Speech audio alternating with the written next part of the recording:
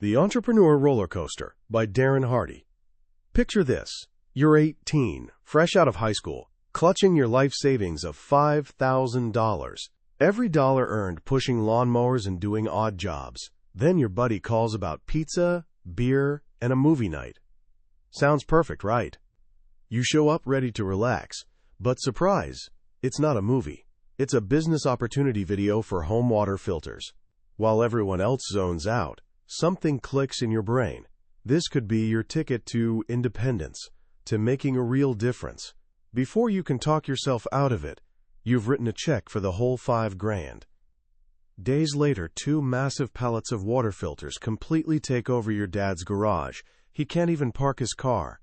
"Get this crap out of here," he tells you. "Go sell them." So you hit the pavement with all the enthusiasm in the world, knocking on doors, pitching clean water like your life depends on it. After an exhausting day of rejections, your sales total? A big, fat 0. The crushing weight of failure settles in. Maybe Dad was right. Maybe you're not cut out for this. In desperation, you do what any dejected teenage entrepreneur does. You call Grandma. She's always believed in you. You launch into your pitch, and before you finish, she says, "That sounds wonderful, dear. I'll take one." Better yet, you convince her to upgrade to the premium under-sink model, and you'll install it yourself. That one sale becomes 18. You're unstoppable. You've cracked the code. Then the phone rings. Your grandparents are in Hawaii when their downstairs neighbor calls, frantic. Water is gushing through the ceiling. A plumber finds the problem in under a minute. A critical gasket installed backward. That rookie installer? You. And those 18 units you sold throughout the building? 18 ticking time bombs. This isn't some made-up cautionary tale. It's exactly how Darren Hardy's entrepreneurial journey began, and it perfectly captures what his book, The Entrepreneur Roller Coaster, is really about.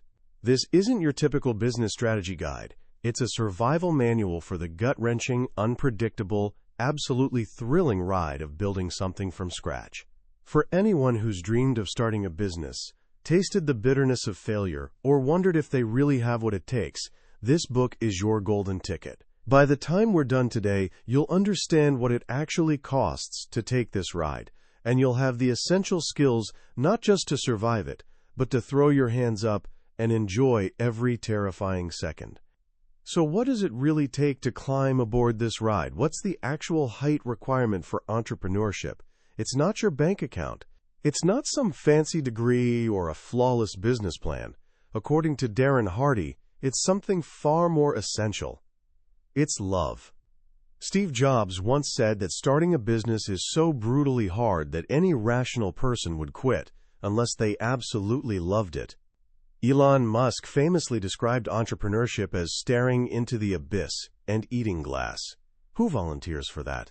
Only someone crazy in love. But Hardy's talking about something deeper than the surface-level passion people casually throw around.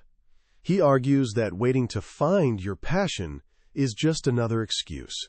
Passion isn't lost somewhere out there. It's already inside you, like electricity in the wires.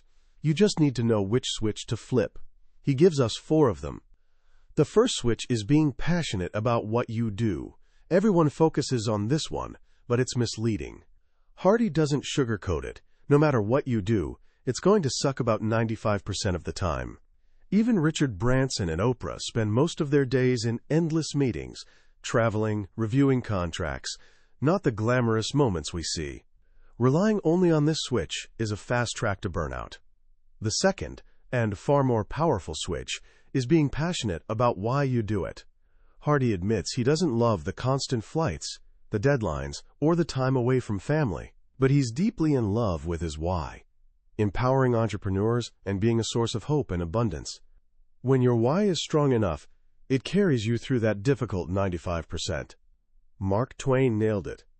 The 2 most important days in your life are the day you were born and the day you find out why. The third switch is being passionate about how you do it. This means bringing excellence and joy to even the mundane stuff. Hardy tells the story of Letitia, a housekeeper he and his wife hired. She didn't just clean. She performed her work with real passion, meticulously handling every detail, even color-coding his socks and underwear. She wasn't doing it for applause. She did it for herself, because she loved doing things with excellence. This switch is about finding fulfillment in the quality of your execution. The fourth switch, perhaps the most profound, is being passionate about who you do it for. This is the motivation that comes from serving others, your family, your children, your community. Hardy shares the heartbreaking story of his friend, Todd Duncan. Todd was a successful author and speaker who'd built a wealthy life. Then, in a series of devastating blows, he lost his company, his income, and his reputation in a bad business deal. As if that wasn't enough, right in the middle of this chaos, his wife, the love of his life, was diagnosed with terminal cancer and died a year later. How does someone find the strength to continue after getting beaten down like that? When Hardy asked, Todd's answer had nothing to do with business strategy. It was all about who. He had 2 teenage sons who just lost their mother and were looking to him for strength. One day, his oldest son found him breaking down and said, "Dad, we need you. You gotta do what you teach. You gotta keep going." In that moment, Todd realized he had to do it for them. His sons became all the motivation he needed. They were his powerful who. But what if you're not the warm and fuzzy type? What if passion feels too soft? Hardy says there's another side to this coin. Your unstoppable drive can also come from anger. Almost every great achievement in history began with someone getting fed up and saying, "Enough." Think of David and Goliath, or Apple versus IBM. A good enemy gives you a reason to push harder than you ever would otherwise. If you love something, you naturally hate what threatens it. Love health? You hate disease. Love equality? You hate injustice. Hardy challenges us to find our fight. What injustice in your industry or your world are you willing to stand up against? That righteous anger can be powerful, high-octane fuel. Once you've found your love or your fight, you're ready to climb into the car. But as you do, buckle that shoulder harness tight, because you're about to get thrashed around. Hardy has a simple, direct message for anyone choosing this path. You're a freak, and he means it as the highest compliment. An entrepreneur is, by definition, a person who is obsessed with or unusually enthusiastic about a specified interest. You're stepping out of line from the 90% of people who choose the normal employee path, and the herd doesn't like it when someone tries to leave. He shares this powerful analogy about crabs in a trap. A single crab can easily climb out of a cage, but when the cage is full, the other crabs will pull down any individual trying to escape. They'll even tear off its claws to keep it from leaving. Humans, Hardy warns, are no different. When you decide to become an entrepreneur, the people closest to you, your friends, your family, may become your harshest critics. They'll pull you down with doubt, ridicule, and sarcasm. Why? Not because they don't love you, but because your courage acts like a giant mirror, reflecting their own fears and inaction back at them. It's easier to mock you than to follow you. So how do you handle this? Hardy offers 5 strategies to embrace your freaky nature. First, stop trying to be likable, he tells of an epiphany while watching President Obama's re-election speech. Here was one of the most powerful people in the world, yet nearly half his own country disliked him. The lesson was crystal clear. If you want to be a changemaker, you have to shake up the status quo, and that will inevitably make you unpopular. If everyone around you is happy with you, you're not doing great work. Disapproval is often a sign you're doing something right. Second, become laughable. Every great revolutionary and innovator got laughed at in the beginning. People laughed at Elon Musk when he wanted to build a private rocket company. They laughed at Walt Disney when he wanted to turn 160 acres of orange groves into the happiest place on earth. They laughed at Oprah when she wanted to move from tabloid television to inspirational programming. If nobody's laughing at your idea, it's probably not revolutionary enough. Third, you must define success on your own terms. Hardy shares a deeply personal story about buying his dream home, a magnificent house overlooking San Francisco Bay. He'd spent his whole life trying to impress his tough, football coach father, and he was certain this house would finally do it. He orchestrated a perfect reveal, bringing his dad into his new office with floor-to-ceiling glass, showcasing a breathtaking panoramic view. "Dad," he said proudly, "what do you think?" His father wasn't looking at the view. He was squinting at the 12-foot-high ceiling. "Look," he said. "There's a water stain on the ceiling up there." In that moment, Hardy's heart broke.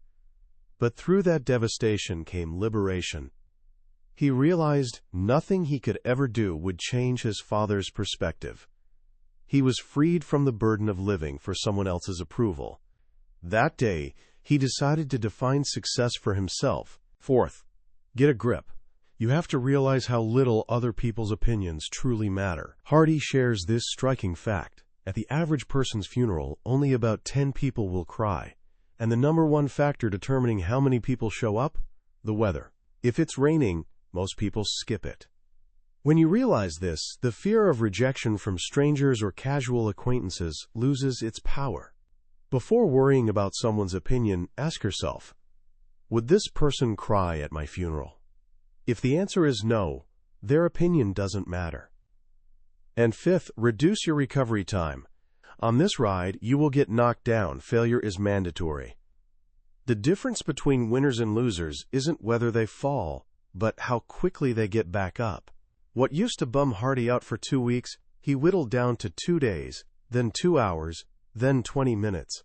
Now, he gives himself about 2 minutes to sulk before getting back on the horse. With your mindset fortified, it's time to fuel the motor of your roller coaster. And in business, there's only one fuel that matters: sales. Many entrepreneurs hate the idea of selling. They want to focus on creating the best product or building the best team. But Hardy argues this is a fatal mistake. It's not the best product that wins. It's the product that sells the best. McDonald's isn't the best restaurant in the world, but it's the biggest. Apple wasn't first to create an MP3 player, but they dominated through awe-inspiring sales and marketing. Nothing happens in a business until a sale is made. It's your number one job, all day, every day.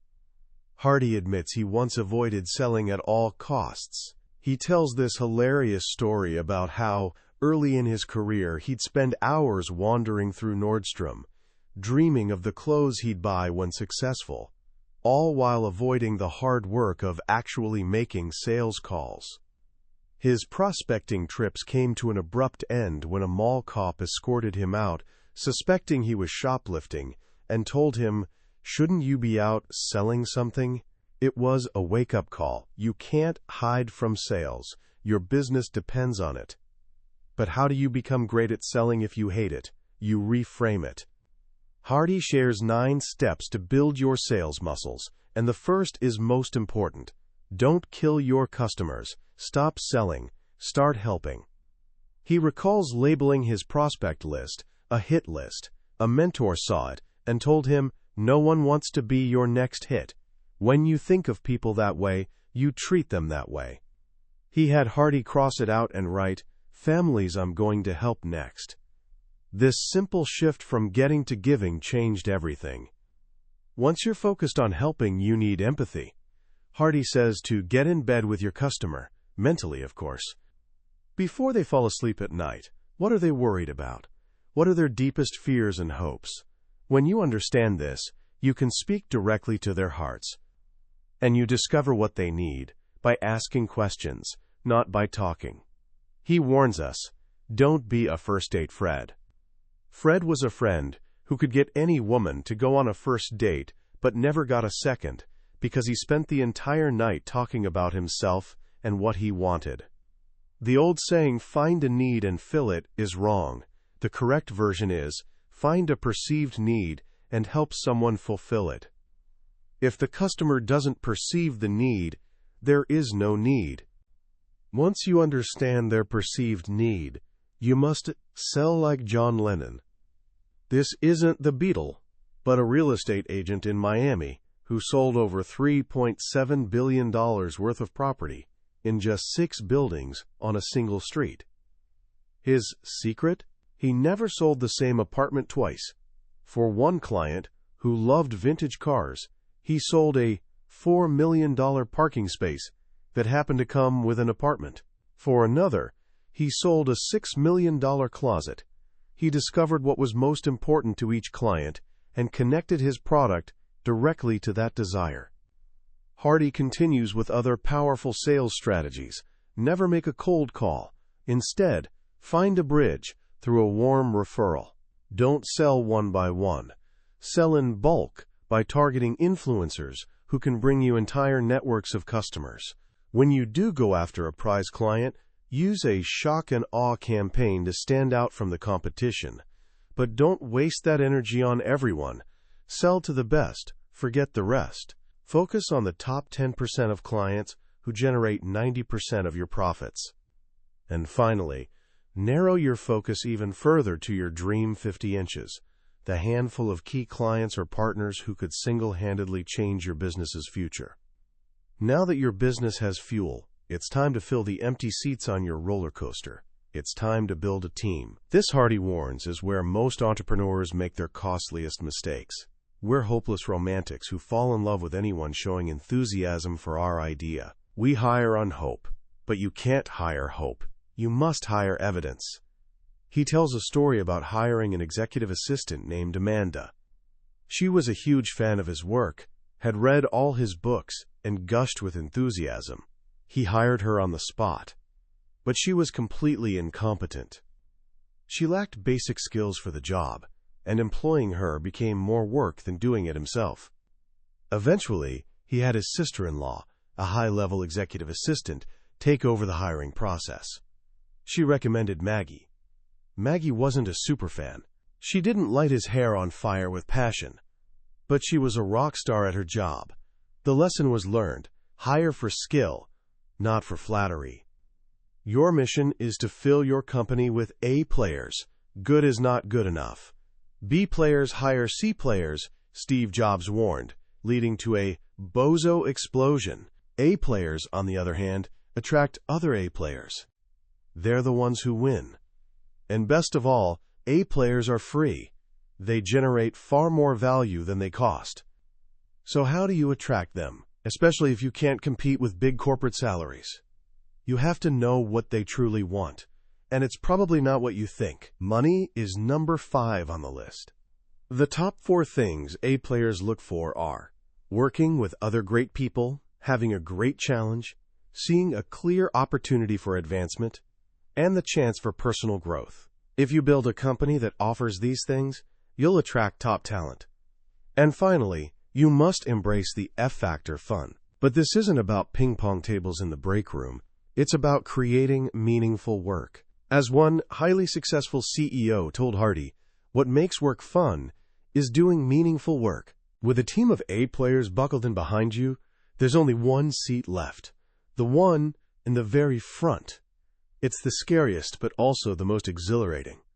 It's the leader's seat. And as the leader, you are the single biggest constraint on your company's growth. The pace of the pack is determined by the leader. You must lead by example. Your team won't listen to what you say. They'll watch what you do. You're always on stage. A true 21st century leader understands 4 key qualities.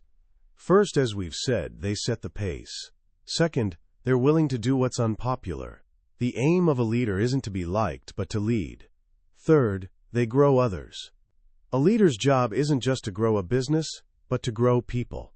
You must find the seeds of greatness in each team member and help them flourish. And fourth, great leaders let others lead. A billionaire once gave Hardy his 3-word secret to success: be a quitter. Your goal is to delegate and quit every task you're currently doing, except one: being the visionary leader. As your team takes over, the roller coaster begins picking up speed. This is where productivity becomes essential. But busyness and hard work don't equal success. You must focus on your success vitals, just as a doctor checks a patient's vital signs. First are your vital functions. The 1 to 3 things that only you can do that produce the biggest results. Dr. Oz doesn't prep the operating room. He performs the few critical minutes of open-heart surgery and leaves. Hardy used a stopwatch to track his own vital functions in his real estate business and was shocked to find that on a 16-hour workday, he spent less than 20 minutes on his most vital tasks. What's your time worth per hour? If you're doing a task you could pay someone else less to do, you're losing money. Second are your vital priorities. Like a lion tamer who paralyzes a lion with the 4 legs of a stool, we become paralyzed when we have too many priorities. The secret of superachievers is having 3 or fewer.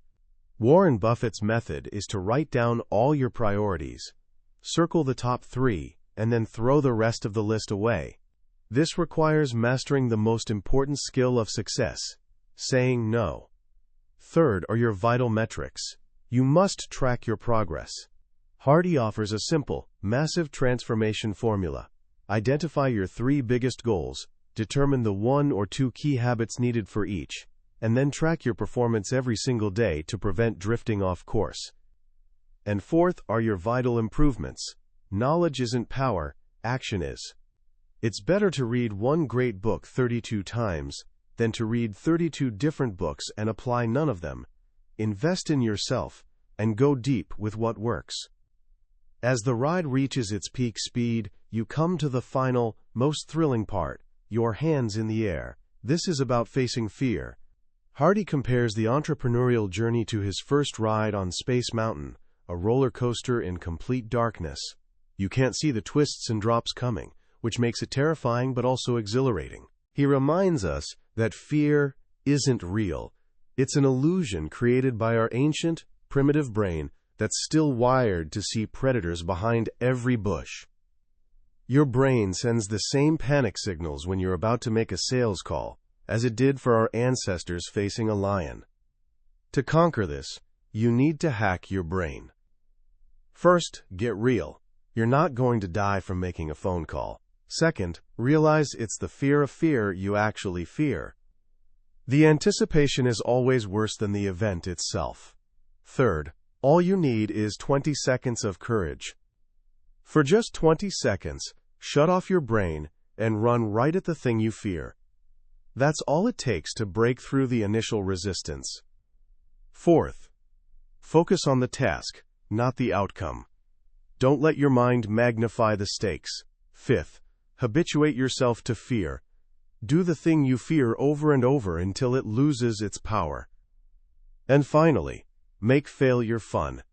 Success and failure are 2 sides of a pendulum. You cannot have great success without experiencing great failure. The more you're willing to fail, the farther the pendulum will swing into success on the other side. Your goal should be to outfail your competition. As the ride finally slows down, you pass by a camera. The flash goes off. What will your expression be? A scream of terror or a smile of exhilaration? This brings us to the final, most important lesson of the book. Don't miss the point. Don't want what you don't want. It's easy to get caught up chasing someone else's definition of success, like Hardy wanting to be Richard Branson, only to realize that life wouldn't make him happy. And don't miss the point by keeping the wrong score. He tells the story of his father's mentor, a wealthy real estate magnate, who, on his deathbed, grabbed Hardy's arm and said, "Don't miss the point. I had too many houses. What I needed was more people. I was playing the wrong game." The point of this incredible, terrifying, exhilarating ride isn't just to get to the end. The point is to enjoy it, to seek your own greatness, to see all that you can become with all that you've been given. The ride is about the thrill of the journey itself, with all its gut-wrenching drops and breathtaking peaks. And if you can remember that, no matter where the camera catches you, you'll be smiling. The Entrepreneur roller coaster stands apart from the crowded shelves of business books for one simple, powerful reason: its brutal honesty. Darren Hardy doesn't sell a fantasy. He doesn't promise a smooth, predictable path to success, paved with secret formulas and easy hacks. Instead, he gives you a helmet, secures your shoulder harness, and tells you to brace for impact. Because the ride you're about to take will be the most thrilling and terrifying experience of your life. What makes this book so resonant is that it focuses on the part of entrepreneurship most often ignored: the emotional and psychological journey. Business schools can teach you how to read a balance sheet, but they can't prepare you for the crushing feeling of getting rejected by every single person you talk to on your first day. They can teach you marketing theory, but they can't prepare you for the moment your own family tells you your dream is foolish. This is where Hardy's wisdom shines. He acts as a mentor who's been through the fire and has come back not just to share his victories, but to show you his scars. The central metaphor of the roller coaster isn't just a clever title. It's the perfect description of the entrepreneurial experience. There are the slow, agonizing climbs of uncertainty, the euphoric peaks of a breakthrough, the stomach-dropping plummets of failure, and the dizzying corkscrews of unforeseen challenges. By framing the journey this way, Hardy normalizes the chaos. He gives you permission to feel scared, to feel overwhelmed, and to feel like quitting. But he doesn't let you stay there. He equips you with the mindset and practical tools to get back up, faster and stronger each time. The most powerful takeaway, for me, is the relentless focus on personal responsibility and internal fortitude. Success isn't about external factors like the economy or your competition. It's about your internal state. It's about your willingness to face fear, your discipline to focus on what's vital, your courage to be unpopular, and your wisdom to define success on your own terms. This book is a call to action to stop being a passenger in your own life and to grab the controls of the ride. If you're going to take just a few things from our time together today, let it be these. First, find your why. Whether it's a deep love or a righteous fight, find the emotional fuel that will carry you through the 95% of the journey that's tough. Second, practice 20 seconds of courage. Your biggest breakthroughs are sitting just on the other side of a brief moment of bravery. Don't let your ancient brain hold you back. And third, define the point of your ride before you get on it. Start with the end in mind. What do you want your legacy to be? Let that be your compass, and you'll never lose your way. That was a summary of The Entrepreneur Roller Coaster by Darren Hardy. We've explored the thrilling highs and terrifying lows of the journey today, but I'll be honest with you, a summary can only guide you to the entrance of the amusement park. The real magic happens when you step into the car and feel the ride for yourself. It's in the quiet moments of reading, when a particular story or simple phrase connects with your own fears and dreams in a way you didn't expect. This summary is designed to help you decide if this book is worth your time. If anything we've talked about today has ignited a spark in you, I encourage you to grab a copy. Reading it isn't just about learning business tactics. It's an experience that can genuinely change how you view your own potential and the wild, wonderful ride of life. The link to the book is in the description below. Also, if you found this journey valuable, please show your support by hitting that like button and subscribing to the channel. That way, you won't miss our next exploration into another life-changing book here on Billionaire's Bookshelf. Let's keep growing and keep riding together.